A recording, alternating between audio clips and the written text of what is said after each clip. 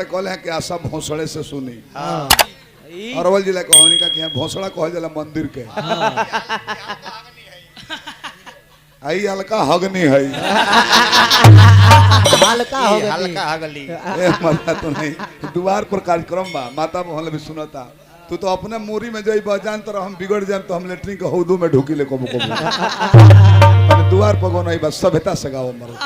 ऐसा भाषा है जब प्रयोग करे का द्वार पर है तो अभियंता के नचनिया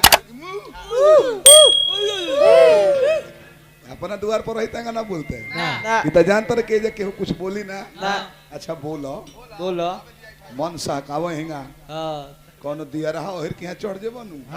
तो काहे कस दी कि नट पुट होल्डिंग हो जाए ढीला करे के जरूरत ना पड़े या तरह ना बोलल जाई पढ़ा लिखा लोग बैठल बा ठेठ दियर में जइबो हते हते लाठी लेके जब जुटी लू हिंगा गइबो मुंह बवा के लगा दिलू और निकाले के बेरा दूसर रास्ता ढूंढी लो कि केने से करे कान में खींचल जाओ कि नाक में फुहर तरह के ना बोलो सोच लो कि कान में कि नाक में अपन डिसीजन ले लियो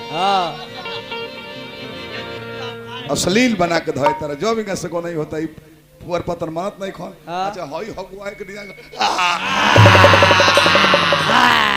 ब्यास के इधर रहन हनु ई ब्यास है सब साफ चिल्ला ए जद्दू को काका ईटा लेके बैठल बोलो कि उतरी तो बे मारो एक जना करू तेल लेके बैठल बाड़े हेलो लीलार में खतन फिर बरसात में नवा हेलो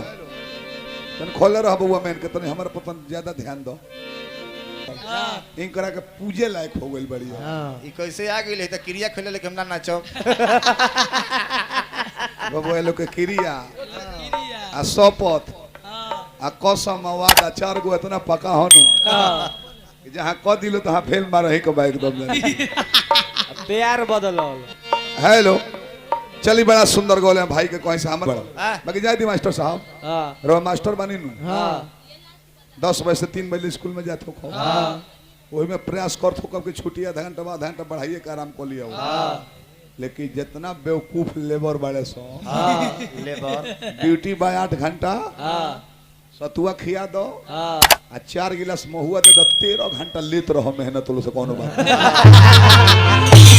ड्यूटी